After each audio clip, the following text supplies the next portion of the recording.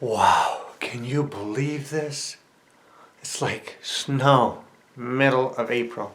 Anyway, happy snow day and happy Easter Tuesday. Well, we're well into Easter week now. Each of the Gospels this week is from a different account of Jesus' resurrection. In these accounts, we actually can ponder some kind of amazing things. I don't know if you've been thinking of this or not, but things like, what's Jesus' body like? How can he pass through a door and then all of a sudden be here and be there? It makes us think that he's like not really human, not really like what we experience, and yet he has flesh just like us. You know, the sense of like people could touch him, they saw him ate. He has what's called a glorified body. You can have one too, right? If we are baptized into Christ's death, then we rise with him to new life. This powerful readings from Romans. So there is a sense to where we are called to the same glory. I sometimes think this is where kind of our interest in superheroes and these people who can do all these different things kind of come from, because we know our bodies are actually capable of this in the Lord's grace. So let's talk about, just ponder some of those qualities or characteristics. One of them is that the body, the glorified body, is impassible, that when we're resurrected, that it can't undergo death, it can't have suffering. Those aren't such bad things, huh? We know that the suffering and even death can actually be a gift to us because it turns us to God and our need for him. But in the glorified body, there's no need for such things. Okay? So the other aspect is this stability, this sense of like being able to like walk through doors, walk through walls, and be just not restricted by other matter. You know, for us it's hard to kind of even comprehend and understand, but we have to understand that our world was fallen. It wasn't created this way. Sin changes everything. It removes us from God, and then we therefore don't have the same kind of ability to do what really, in a sense, we're capable of doing. So it's another thing. The other thing is that there's an agility. So in other words, we're not hindered and we can go with ease and swiftness from one place to another. Like Jesus is here, then all of a sudden he's over there. We see this in some of the saints. They can bilocate, meaning they can be in two places at the same time. That's pretty amazing. Padre Pio was one of the most famous saints for this. So you just be in two places at the same time. Be kind of nice at times, no? Yeah. I'm thinking right now, maybe I could be on a beach. At the same time I'm shoveling snow. I don't know how that would work. Anyway, but that's another quality. Another thing is clarity. That in a glorified body our soul like manifests itself. We can kind of hide ourselves in one sense, like who we really are, but in a glorified body there's this beautiful sense of the glory of the soul is made manifest. We notice that Jesus isn't even recognized at times, like by Mary Magdalene, the gospel today. She doesn't even recognize him until he says her name. So the sense of this clarity, a lot of things to look forward to in heaven.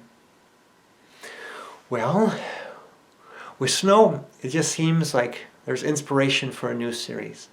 How about we have a travel series, and let's go to a few places that are maybe a bit warmer and get us into the spring. So that'll be what's coming up.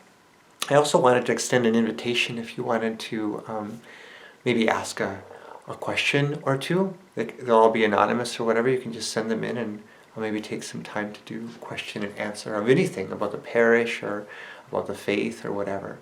I don't know if I'll get to them all. In fact, I'll probably just take the easy ones.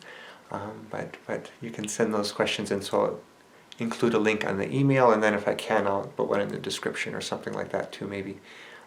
But anyway, have a beautiful Easter Tuesday, and then we'll continue on now for our time of retreat. God bless you. Easter week is a time to encounter the risen Lord, just as we spoke about yesterday.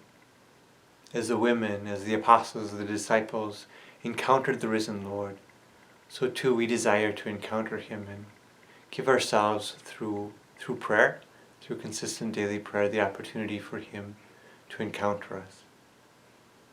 It's also a time to celebrate.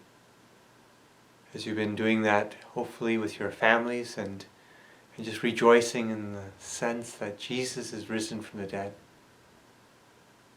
It's a time to also celebrate in prayer in one sense. What does that look like? How do we truly enjoy prayer? The sense that prayer is really the joy of the Christian life. How do we do that, especially in this Easter time? I'm going to quote just a little quote from St. Ignatius. He says the following: "For it is not knowing much, but realizing and relishing things interiorly that contains and satisfies the soul." We may at times desire to learn all kinds of things about our faith and all this, which is wonderful and great. But maybe at times it feels like we never really go deeper or never get where we want to go. Well, St. Ignatius' advice is this sense of relishing. We've spoken actually some about this in the whole context of repetitions. It probably would be good to review that again. With so many things in the spiritual life, one needs to kind of keep going over them and over them again. They are, in one sense, pretty straightforward and simple. But when it comes to the spiritual life, they're just the simplest and the most obvious can actually take some time for us. Maybe we get nervous, whatever the case, but it's just like there's something about the spiritual life that requires us to be almost like children and just to learn something over and over again so that we catch on to it. So let us once again repeat, go into a repetition on repetitions, as well as maybe I'll share a few kind of new things with you as well. Now, repetitions are this concept in which we notice God somehow present in our prayer. And as we do so, we return to that place in the prayer, not necessarily to the whole passage, but to that place of encounter with the Lord.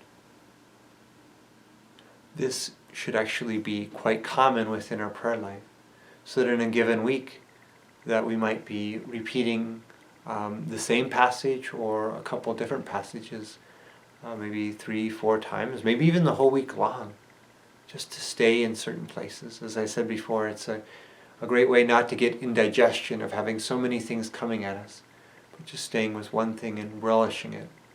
And that relishing it brings contentment, and ultimately is a way to celebrate God's presence with us in our life, as well as I've mentioned, that whole sense of healing.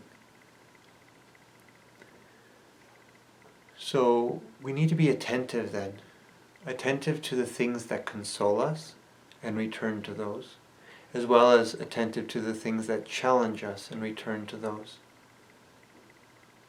That if we're caused by anxiety about something we're praying with, to stay there and let the Lord come in and let Him bring peace. If there's fear, whatever it might be, if there's a challenge, if there's some kind of comfort, to be paying attention to those things and sticking with them, allowing the Lord to truly be with you and speak to you in that time. Repetitions are helpful in the sense that they allow spiritual movements to happen within our soul. This process of what I've just described really does allow that to happen.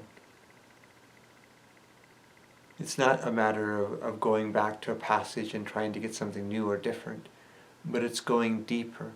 It's that relishing that allows us to get what we truly are looking for. Repetitions also help us notice things that we've never noticed before. That is, we might notice something slight and just kind of wonder, oh, what's going on there? And a repetition can just open it up for us so that we begin to realize that in those slight things, the Lord is actually stirring. And so in that way, there's a sense of it really allowing us to notice what we haven't noticed before. It's a way of honoring the communication that God gives us, paying attention to it, going back to it. So there's lots of beautiful things about repetition. I'll end with one more, and it's that it helps us plunge into a mystery. It helps us to begin to contemplate, where words and even images and everything begins to move aside, and we're left with just a gazing upon the Lord. This man who is described in the Catechism, quoting the Cure of Ars, or St. John Vianney. And the man describes his prayer as going into the church and looking at Jesus, and Jesus looking at him. That's really about what prayer is, right? The sense of contemplating, gazing. Repetitions allow us to enter into that in a deeper way. I want to flow from repetitions into something that's similar. It's called an application of the senses. It's something St. Ignatius describes or terms in this way.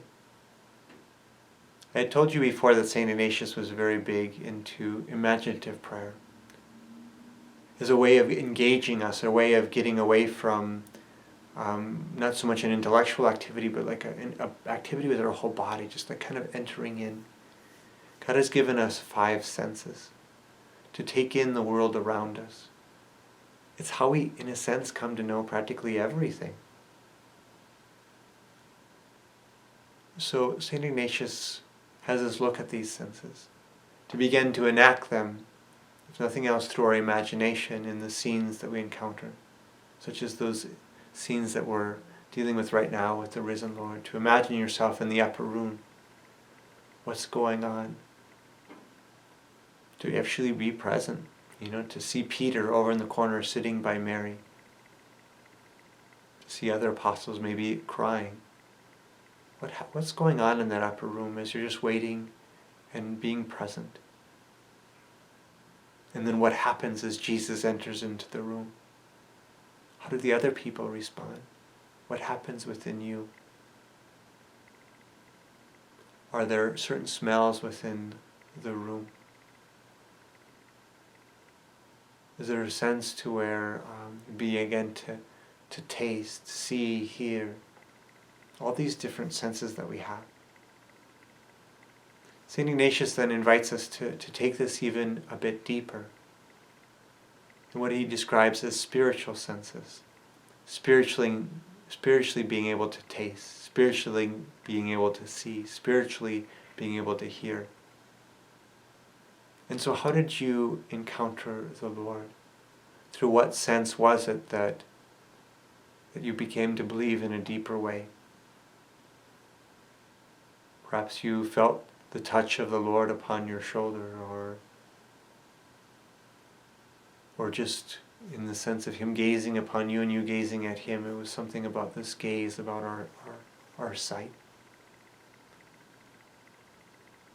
Maybe you could almost taste the desire of intimacy and closeness to God. Whatever it was, pay attention to what sense it came through. Even what spiritual sense. Once again, these things kind of go beyond what we can experience in this world. And identify that and then stay with that. In other words, spend your prayer time just tasting, just seeing, just hearing, whatever it was that you heard, saw, tasted, felt, smelled. These are ways in which we can enter deeper into prayer. It may not make a whole lot of sense. That's okay. I just wanted to at least bring it to your attention because it might be helpful to some of you. So I hope that you continue to just stay with the Lord, to be with Him in this time of retreat, knowing that He so desires to encounter you. Let me give you some prayer passages though. The one for today is John 20:11 through 18. John 20:11 through 18. And tomorrow is a repetition. Just placing this in action, repeating something that you've encountered in these last days.